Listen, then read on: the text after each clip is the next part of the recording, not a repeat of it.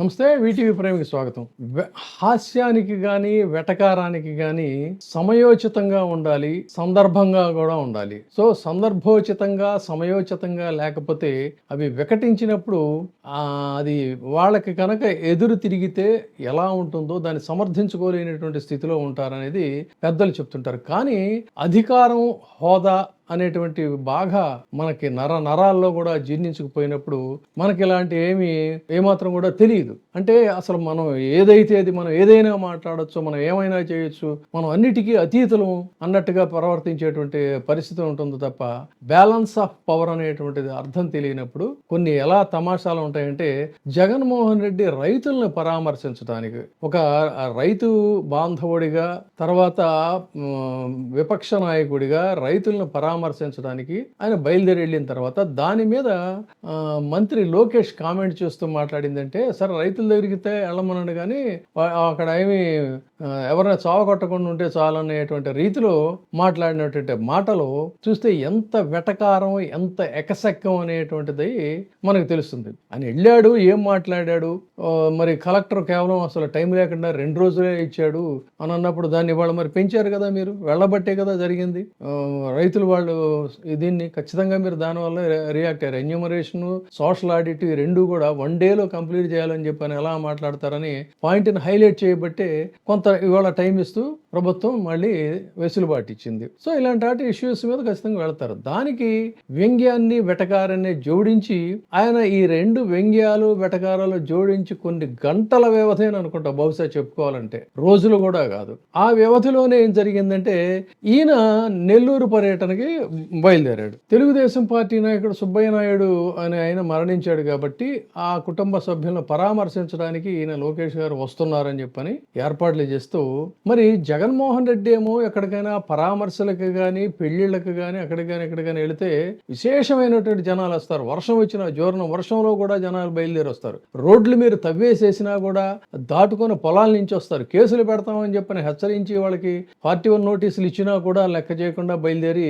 ఇంతమంది వస్తారు. సో ఈ రకంగా ఎక్కడ పడితే అక్కడ జనాలు వస్తున్నటువంటి సందర్భంలో మరి అంత అధికారంలో తిరుగులేనటువంటి అధికారం చెలాయిస్తున్నటువంటి మంత్రి గారు, అందులో రాజకీయ వారసులు, వారు వెళుతున్నప్పుడు మరి జనం లేకపోతే బాగోదు కదా. రాజు వెడలే రవితేజం లలరగా అన్నట్టుగా ఈయన బయలుదేరినప్పుడు మరి వందిమాగతులందరూ కూడా ఉండాలి కదా, లేకపోతే బాగోదు. మరి జనం అట్లా పరిగెత్తుకొచ్చే పరిస్థితి లేదు కాబట్టి దీనికి అక్కడ ఉన్నటువంటి ఎమ్మెల్యేలందరూ కూడా, పరిసరాల్లో స్థానికంగా ఉన్నటువంటి ఎమ్మెల్యేలందరూ పోలుకొని వాళ్ళు వీళ్ళని తరలించేటువంటి కార్యక్రమాలు చేశారు. ఈ తరలింపు కార్యక్రమంలో నిజానికి ఇక్కడేమో ఈయన వెళుతున్నటువంటి దీనికి సంబంధించి ఈ ఉలవపాడి అవతల కాన్స్టిట్యున్సీ, కానీ ఈ ఉలవపాడికి సంబంధించినటువంటి ఎమ్మెల్యే కూడా కొంతమంది మహిళలందరినీ ఆటోలు ఎక్కించి మరీ పంపిస్తున్నాడట. అయితే అలా వెళుతున్నటువంటి ఆటోలో ఒక 10 మంది మహిళలు ఉన్నారు. ఈ 10 మంది మహిళల్ని వెళుతున్నటువంటి ఆటోని ఒక కారు ఢీ కొట్టింది. దురదృష్టవశాత్తు చాలా బాధాకరమైనటువంటి వ్యవహారమే. పాపం అందులో కొంతమంది మహిళలు గాయపడ్డారు. ఇందులో 4గురికేమో చాలా సీరియస్ ఇంజురీస్ అయినాయి, మిగతా వాళ్ళకి ఏదో సాదాసీదాగా అయినాయి. వీళ్ళందరినీ కూడా ఒంగోలు హాస్పిటల్కి తరలించారనేటువంటిది మనకి వస్తున్నటువంటి వార్త. సో ఈ సంఘటన జరగటం అనేది చూసిన తర్వాత మరి దీని మీద జగన్మోహన్ రెడ్డి గారు ఎక్కడికైనా వెళితే వాళ్ళు మరణిస్తారనే దాని మీద మనం చెప్పే కంటే కూడా సరిగ్గా ఈ సంఘటన జరగడానికి కొన్ని గంటల ముందు పేర్ని నాని ఆయన చాలా ఘాటైనటువంటి సమాధానం, రిటార్ట్ ఇచ్చాడు. ఆయన ఎంత ఘాటైనటువంటి రిటార్ట్ అంటే, మా నాయకుడు కాదు వెళితే చనిపోయేది అని వరుసపెట్టి చెప్పాడు. మనం చెప్పే బదులు ఆయన మాటల్లోనే మనం ఇందులో వింటే బాగుంటుంది. రాష్ట్రంలో కాదు దేశంలోనే అత్యంత ధనిక ముఖ్యమంత్రి అయినటువంటి ధనిక రాజకీయ నాయుడు నారా చంద్రబాబు నాయుడు గారి పుత్రరత్నం మాట్లాడుతున్నాడు. జగన్మోహన్ రెడ్డి పొలాలు చూస్తాకి వెళ్ళాడు, కానీ ఎవరిని చంపకుండా రావయ్యా జగన్మోహన్ రెడ్డి అంటున్నాడు. అరే చంపే అలవాటు అయ్యా లోకేష్, మనుషుల్ని చంపే అలవాటు మీ నాన్నది, నీదే అనేది చరిత్ర చెప్తుంది. కందుకూరులో ఓట్లు అడుక్కుంటాకెళ్ళి 7 మందినో 9 మందినో పొట్టన పెట్టుకున్నటువంటి చరిత్ర నీది, మీ నాన్నది కాదా? 8 మందిని పొట్టన పెట్టుకున్నావంట. గుంటూరులో పేదరికాన్ని ఆసరాగా చేసుకుని పేదరికానికి ఎర్రేసామని చెప్పని 100 రూపాయలు చీరలు పంచి పెడతామని చెప్పి రమ్మని చెప్తే పాపం పేదలు నమ్మి వస్తే వాళ్ళకి చీరలు సక్రమంగా పంచిపెట్టకుండా మీ ఫోటోల కోసం వీడియోల కోసం జనం గుమ్మిగూటి తోసుకునేది కనపడాలి కాబట్టి అని చీరలు విసిరితే లారీల్లోంచి ఆ తొక్కిసలాటలో అమాయకులైన పేదలు 7 అసూలు బాయలేదా, 3 అసూలు బాసి చనిపోలేదా అని అడుగుతున్నాను. ఇంకా మీ పాలనలో ఇవాళ గుళ్ళలో ఎంతమందిని చంపేస్తున్నారు మీరు. సింహాచలంలో గోడ కట్టించారంట. గోడ ఎవరు కట్టించారయ్యా? పోలీసు శాఖని, లా అండ్ ఆర్డర్ని కాకుండా మిగతా అన్ని శాఖల్లో ఏలెట్టి గిరగిరగా తిప్పేటువంటి ఒక పెద్ద మీ ట్రబుల్ షూటర్ అని ఫీల్ అవుతున్నటువంటి ఒక మంత్రి గారు ఉంది. ఆవిడ దగ్గరుండి కట్టించింది. ఆ గోడ ఏదో వాళ్ళు కడుతున్నప్పుడు పడినా బాగుండేది, పరిశీలన చేస్తాకు వచ్చినప్పుడు బాగుండేది, రాష్ట్రానికి దరిద్రం వదిలేదు. ఇవాళ చచ్చిపోతే మీకు బాధ్యత లేదా? కాంట్రాక్టర్ బాధ్యత. తిరుపతిలో దర్శనానికి క్యూల్లో టికెట్లు ఇచ్చేదానికి తొక్కిసలాట్లో తిరుపతిలో అసూలు బాయటమా? 30 మందా ఎంతమంది? 9 మంది. 9 మంది ప్రాణాలు గాలిలో కలిసినాయి. అంటే దేవుడు దర్శనానికి వస్తే వాళ్ళని సరాసరి దేవుడి దగ్గరికి పంపించినటువంటి చరిత్ర మీ పరిపాలన.